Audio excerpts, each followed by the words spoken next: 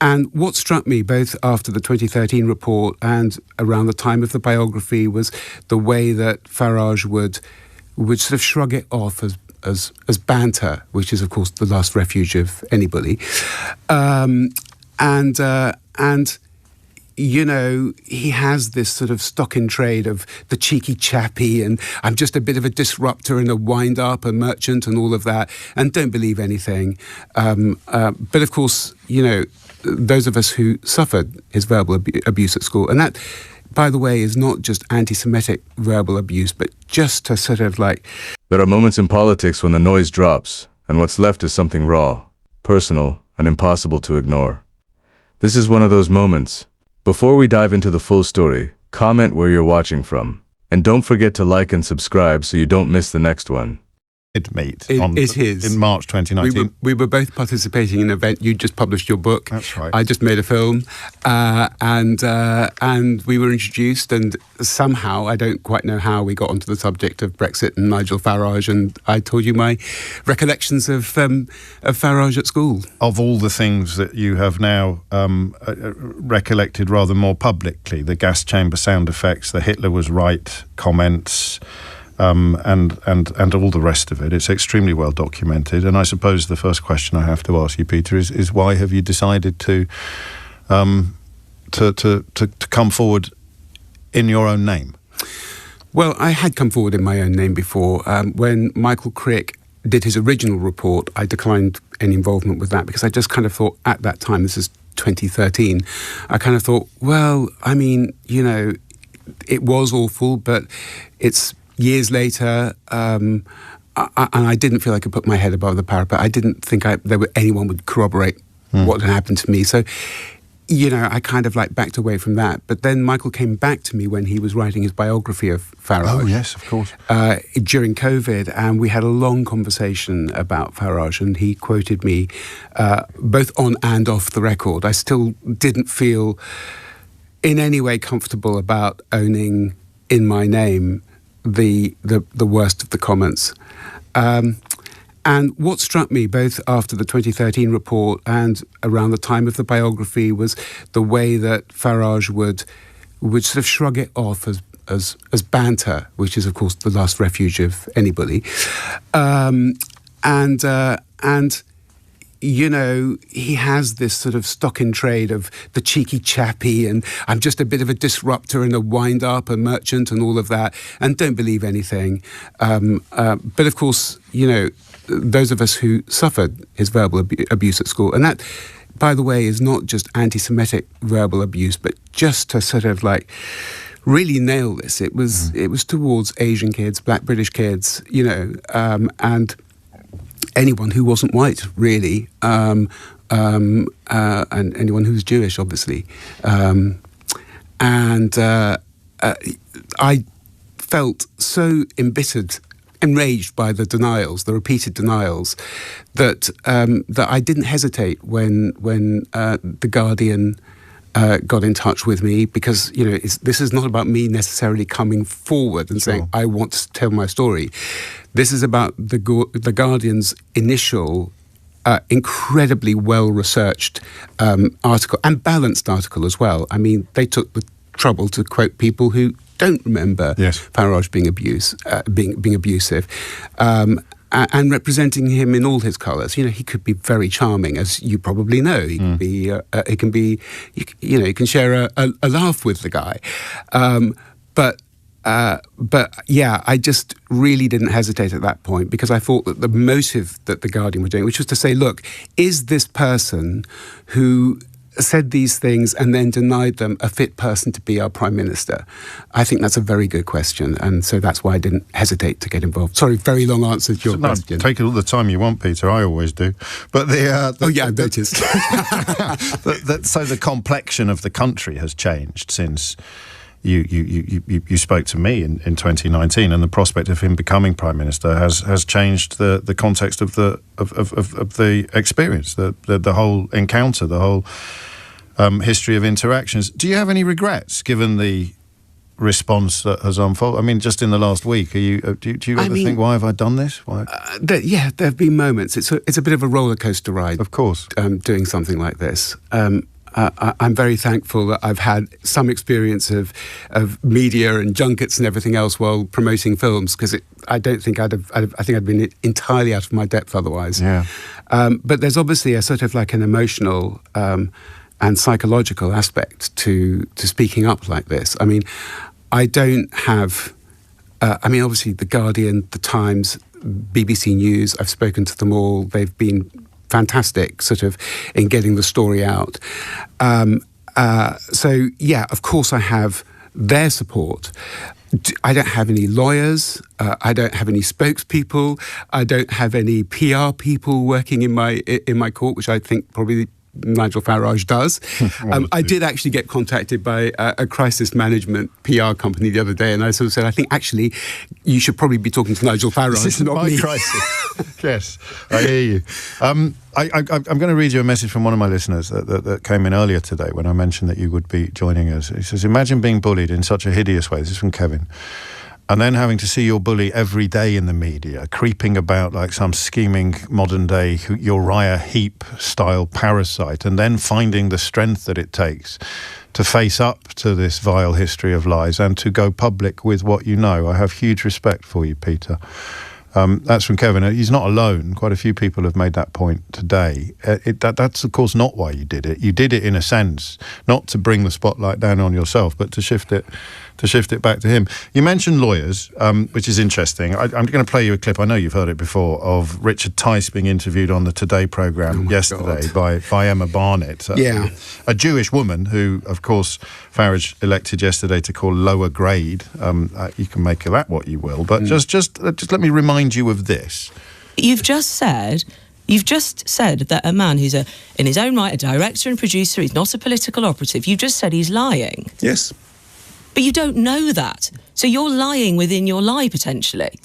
No, I just don't think. I think this is made up twaddle by a whole bunch of people He said with it a for political years, axe. and he has witnesses. I think these people have a political axe to grind. And do you know, every week the voters are going out in by-elections and they're voting for reform because they're not buying into this sort of left-wing anti-Nigel narrative.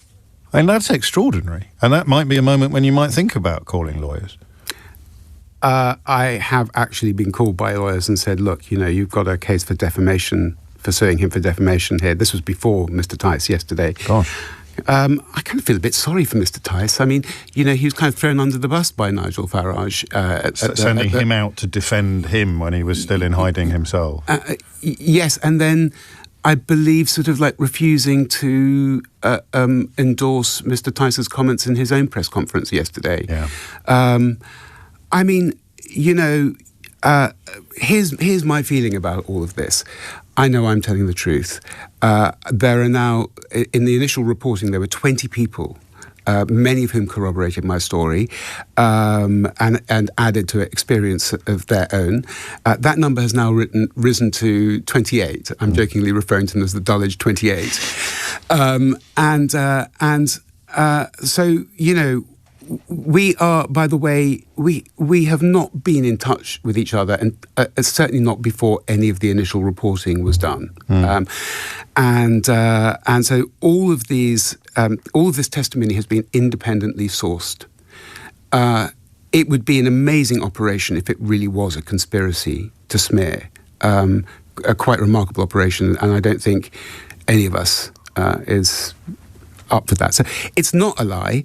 The repeated attempts to sort of smear us as liars or kind of diminish what we experienced and also diminish the anger that we all feel with Farage going out and continuing to deny things.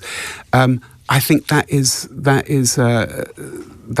why we're here. Indeed, continuing to deny things, although it's becoming increasingly hard to know what he's denying and what he's passing off as sort of Bernard Manning-like commentary or as inoffensive racism or somehow whatever that is, or inoffensive anti-Semitism. So the first line of his response to us last week was, I can tell you categorically that I did not say the things that have been published in The Guardian, aged 13, nearly 50 years ago. Just for clarification, it wasn't just when he was 13. No, a lot of this stuff went on well into the sixth form. I mean, you know, I was really struck by the reporting because for me, it was a personal experience that was really concentrated in my first year when we sat next to each other, basically, in class. And as soon as he found out, well, as soon as he heard that my surname, Etegi, and found out that I had Jewish heritage, he was on my case for the rest of the year. And initially, it was shocking and brutal. I mean, I'd never experienced any kind of prejudice before, really. I haven't really experienced it since then. Good. So you know, yeah, it was pretty hideous. Did you tell your parents? You know, I didn't. Okay. And I've kind of like been asked about this before, and I kind of thought, well, maybe what was going on there? And I think, you know, my parents had built a business up from nothing. And they had really saved hard and invested a great deal in the education of myself and my brother, which included sending us to Dulwich.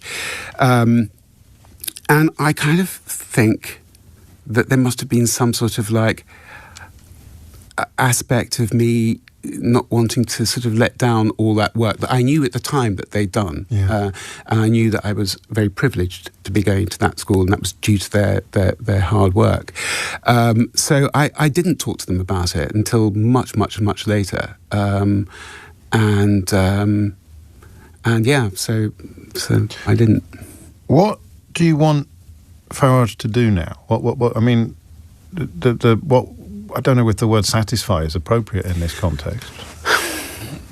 You know, I suppose that, as I say, I and many others came forward because of the denials and the sort of like starting off once upon a time telling me to go to gas chambers, and now in the modern era kind of gaslighting us, I guess. Yeah. And I suppose my big thing was that I wanted that to be out there. What he did with it is not really my concern. I have to say. Yes. I mean, you know, if now, having done all of these denials, he suddenly has a sort of Damascene conversion and remembers everything and says, "Oh, I'm really sorry." Well, I guess it would satisfy a lot of people and think, "Good on you, Nigel. You've done the right thing there." But would I believe that that was a sincere apology? I'm not sure. So, as I say, I'm not really that bothered. I think it would be great if he kind of came out and said that any anti-Semitic abuse, any racist abuse and prejudice against your fellow citizens is a vile and terrible thing and to be condemned. I think it'd be fantastic if he said something like that.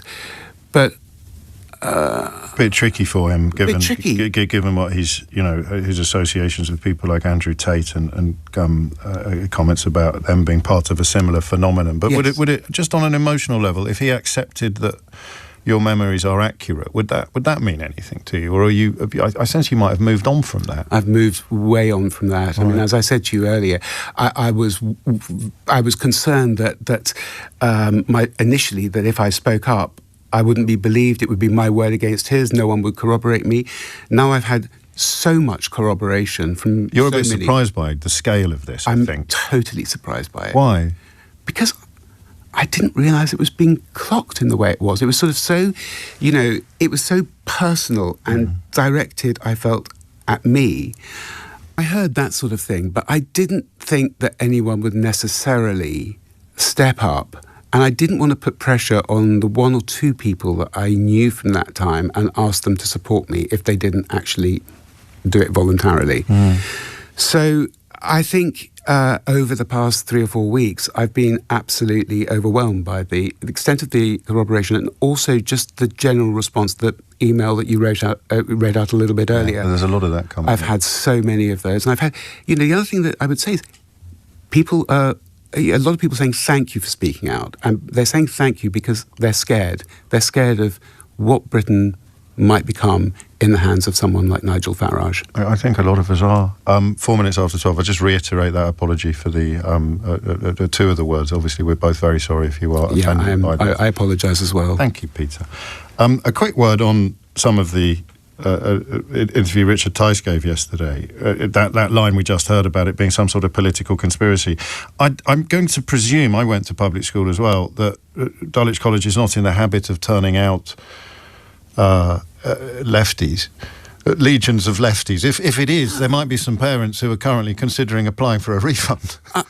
Absolutely. I find it extraordinary that Dulwich College has been silent through all of this. Yes, of course. You know, someone was telling me the other day that he was actually president of the Old Olanian Golf Club. I don't know if that's true or not, by the way, but I was told. So he and that he still does have links to the school, and you know. I'm surprised that the school have said nothing. What I would say, if I may, just is that, you know, the people who have all come out and talked and given their testimony, they are doctors working in the NHS. They are scientists. They work in like me, in entertainment, in finance, in the law. Some are in politics, and I think that we all came out of Dulwich in the 1970s and moved into the 80s and the 90s, and we were all part of building a new kind of Britain, a much more, perhaps, tolerant, diverse Britain, but one where there was genuine opportunity, and we've all kind of like become part of communities, built our own families, you know, and it's very distressing to think, you know, that we might be dragged back to the 70s, to that era where, you know, as Farage pointed out yesterday, you know, there were comedians like Bernard Manning. I kind of think the sort of racist and misogynistic language of some of those comedians, it's very apt that he picked on Bernard Manning. I think that kind of prejudice is becoming normalised again. People are feeling less scared about name calling. Yes, I mean, which I suppose leads us and finally to the front page of the Daily Mail this morning, which has accused or claimed that the Reform UK leader has turned the tables on the BBC by citing It Ain't Half Hot Mum in the context of the... I mean, come on, this is so rich. Without the BBC, Farage would be nothing. That's true. I mean, you know, I think he has to take the rough with the smooth. The BBC have been more than fair in giving him a platform on Question Time and generally on TV. And I know this because whenever he has come on TV, and I love Question Time, but whenever I saw him on Question Time, I had to switch the TV off because his voice, his posture, he is so exactly... reminds me today of the Farage that said those things. It's triggering back then. The modern word, triggering, but... The modern word is indeed triggering. I think we have to be careful about using such woke terms, James. Of course we do, Peter. Of that we can all happily agree.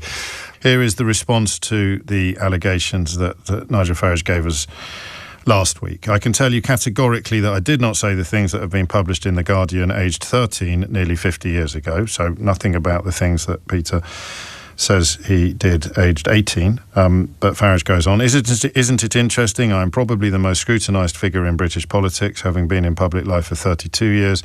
Several books and thousands of stories have been written about me, but it is only now that my party is leading in the poll that these allegations come out. Again, I mean, that's... not true. That's not me expressing an opinion. That's me counting. I will leave the public to draw their own conclusions about why that might be. Can you draw conclusions about things that aren't true? I don't know, except perhaps about the person telling the untruths. We know that The Guardian wants to smear anybody who talks about the immigration issue, do we? But the truth is that I have done more in my career to defeat extremism. This is brilliant. The truth is I have done more in my career to defeat extremism and far-right politics than anybody else in the UK, from my time fighting the BNP right up to today. Many of those making these statements just happen to be political opponents. One, for example, is the current chair of the Salisbury Lib Dems.